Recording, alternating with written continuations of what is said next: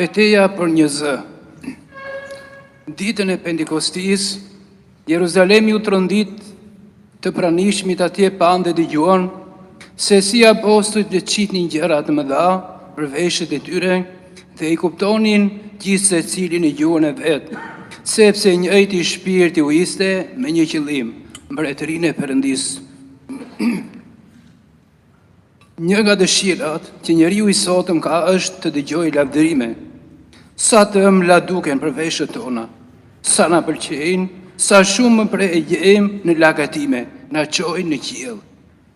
E kremtja e sotme në thelb të saj ka dhe thekson unitetin, të qenurit të bashkuar në një mendje. Të tre hierarkët qëndrojnë një ikon dhe na përçojnë qartësisht mesazhin e tyre.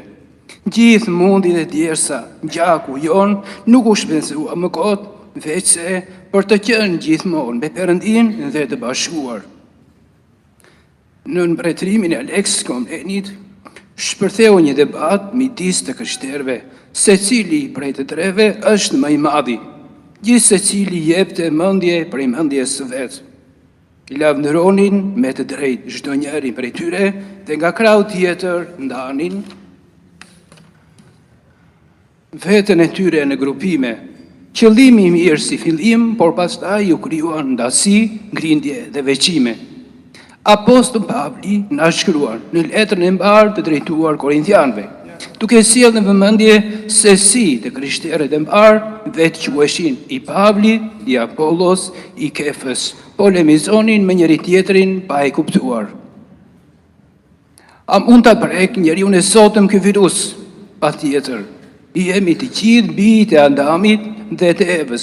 Kemi në mish të njëjtin gjëmbë si të apostull Pavlit, dobësinë e Shën Markut, rrëmbimin e Shën Pjetrit, dëshirën për paritet si të Shën Johani dhe Jakovit, bijve të Zebedeut. Zoti në Ungjil na i thot qartë, të jenë një mendje, një qëllim dhe një pikë mbërritje. Baza e shoqërisë njerëzore është familja, një burr dhe një grua, edhe fëmijët përreth tyre në unitet. Sepse Zoti në Ungjil thot, lërini fëmijët e vegjël të vinë tek unë dhe si pasojë, ku dy a tre janë mbledhur në emër rreth tij, ai është në mes tyre. Gjithë familja e unifikuar, Krishti në zemër të këtij uniteti, ku gjendet më mirë se sa kaq. Sa më e shëndetshme familja, aq më e sigurt e tashmja dhe ardhmja. Beteja për këtë unitet është jetike në këtë vend dhe në çdo vend tjetër të botës. Familja e shenjtë, unike, e pacënuar, e patjetërsueshme. Kështu, në këto përmasa bekohet dhe hiri i Perëndisë e mbron. Tek ikona hierarkëve fokusi na çon, tek shoqëria dhe pyetja lind natyrshëm. Të tregta yje, kujt i shërbyen?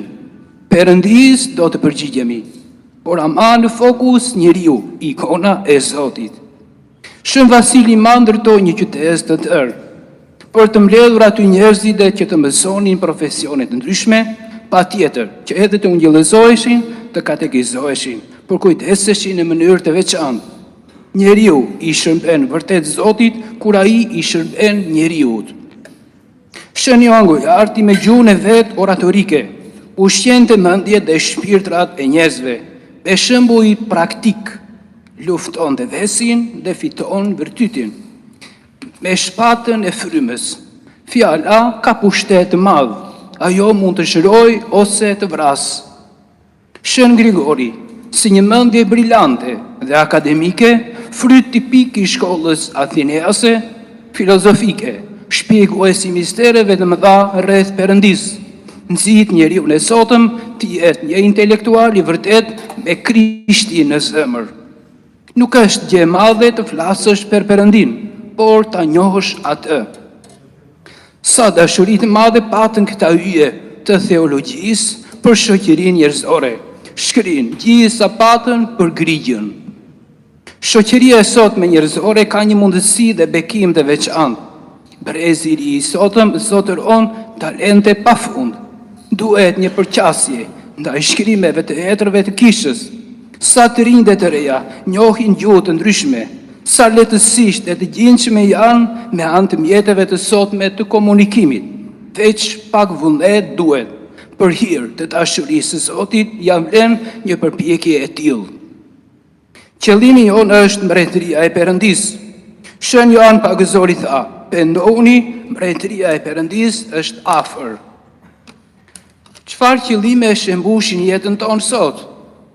Mjafton të hedhësh një sy rreth e rrotull, gjithë të mirat e botës i rrok syri, nga mëngjesi deri në darkë, vetëm materje, dhe njeriu sërish i uritur. Por Perëndia nuk e le veten e tij sërish pa dëshmi. Mjafton thjesht të dëgjosh tingullin e këmbanës. Dhe në mendje vjen figura emblematike e djatës së vjetër e Noeut. Mund të jetë shansi i fundit, mos e humb rastin. Pikëmbërritja e fundit nuk është thjesht vend preja tokësore, por mbretëria e Perëndis. Gojarti i trumpeton, asgjë nuk e forcon kishën më shumë se sa uniteti. Shën Ignat mbajt si në rufen. Për kujdesuni të bëni çdo gjë në unitet me peshkopin, prezbiterët dhe diakonët. Shën Vasili Madh vazhdon më tej. Dashuria e vërtet nuk kërkon të sajat, nuk kërkon të ndaj, por të bashkoj. Le të mos ndajemi për gjërat vogla, sepse për gjërat e mëdha jemi një, e vullos Shën Grigor Theologu. Vëllezër dhe motra më Krishtin, le të mos trembemi nga zhurma dhe pritmat e kohës sonë. Sigurisht ato do të bëjnë punën e tyre. Një thënie nga gjiri i popullit na tregon. Nuk shuhet zjarri në vatër se fryn erë për jashta.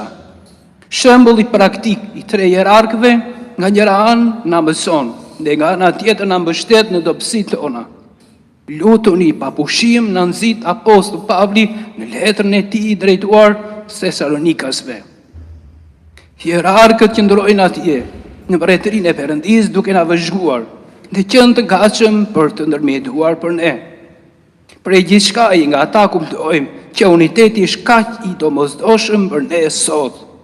Familja e shenjtë, kisha në qendër si ark e shpëtimit, ungjilli, si libër i vetëm për shpëtim, misteret që duhen përjetuar thellësisht, shoqëria një tokë e gatshme për ungjillëzim dhe katekizim.